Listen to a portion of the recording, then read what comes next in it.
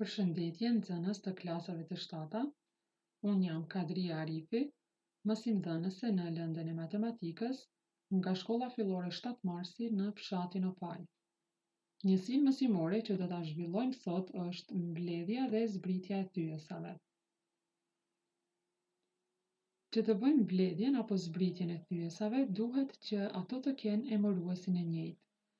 Gjatë zgjidhjes së detyrave me thyesa, do të dallojmë dy raste. Rasti i parë kur thyesat kanë emëruesin e njëjtë dhe rasti tjetër kur thyesat kanë emërues të ndryshëm. Rasti i parë është shumë i thjeshtë. Kur thyesat kanë emërues të njëjtë, emëruesin e përshkruajmë, kurse numëruesit i mbledhim. Për shembull, kemi detyrën e parë nën A. Kemi thyesat 2 të shtatat plus 3 të shtatat. Kujtohemi që numri mbi vijën thyesore quhet numërues, kurse numri nën vijën thyesore quhet emërues. Me që këta dy thyesa kanë emërues të njëjtë, atë e përshkruajmë, pra numrin 7, kurse numëruesit i mbledhim 2 plus 3. Fitohet thyesa 5 të shtatat.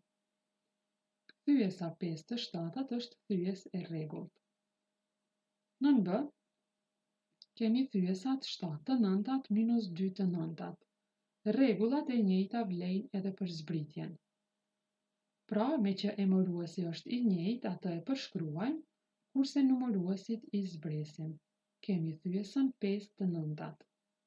Edhe thyesa 5 të nëntat është thyes e rregullt. Të shohim rastin tjetër, kur thyesat kanë emërues të ndryshëm.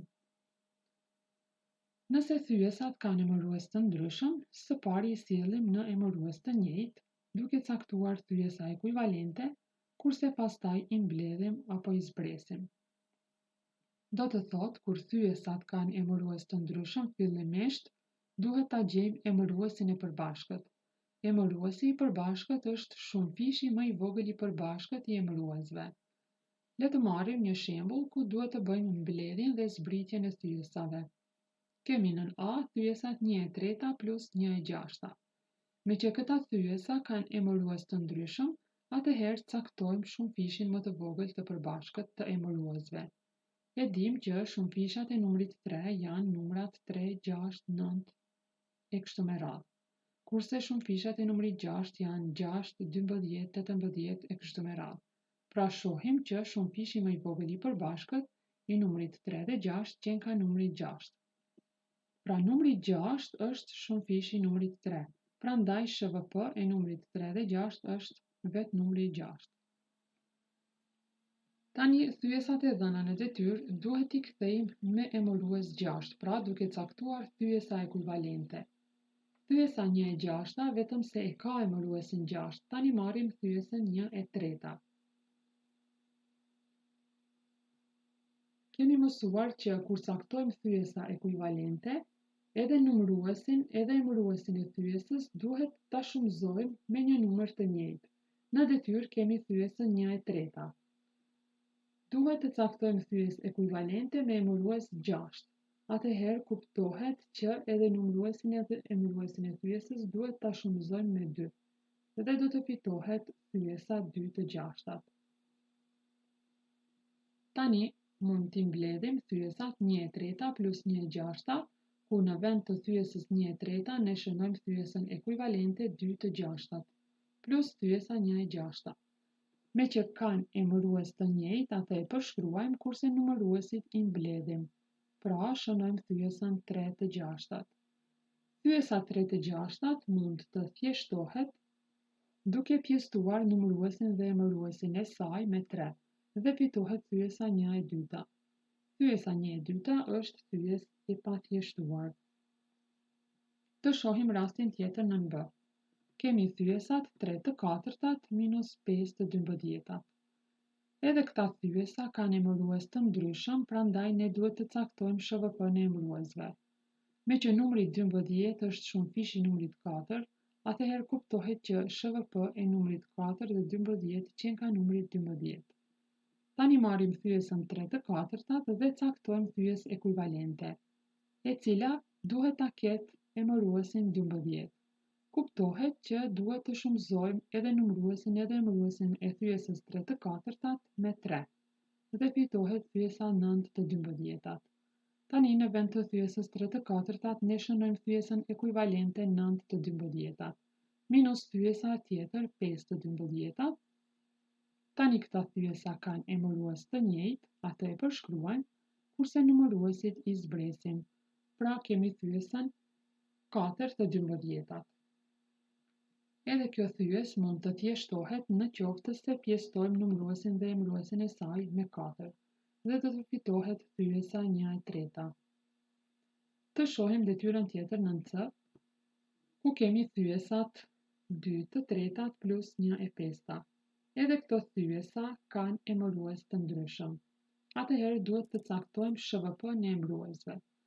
SHVP i numrit 3 dhe 5 është numri 15.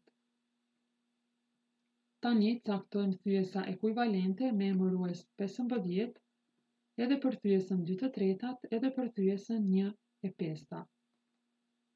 Thyesa e parë 2/3 me emërues 15 do të jetë në qoftë se numëruesin e thyesës dhe emëruesin e shumëzojmë me 5.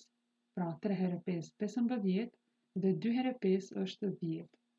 Pra, fituam thyesën ekuivalente 10 të 15-tat. Tani në vend të thyesës 2/3 shënojmë thyesën 10 të 15-tat. Plus thyesa tjetër 1/5, caktojmë thyes ekuivalente me emërues 15, pra kuptohet që numëruesin dhe emëruesin e kësaj thyese duhet ta shumëzojmë me 3 dhe fitohet thyesa 3 të 15-tat. Shënojmë edhe këtë thyes këtu.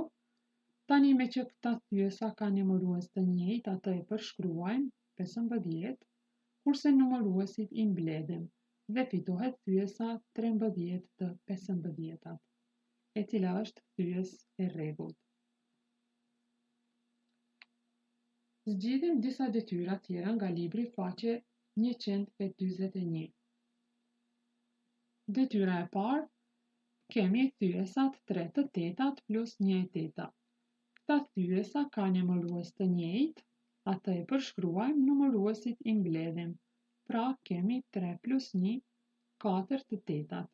Thyesa 4/8 në formën e pathjeshtuar do të jetë 1/2, pra edhe numëruesin edhe emëruesin e saj e pjestojmë me 4. Nën B kemi 5/6 minus 1/6.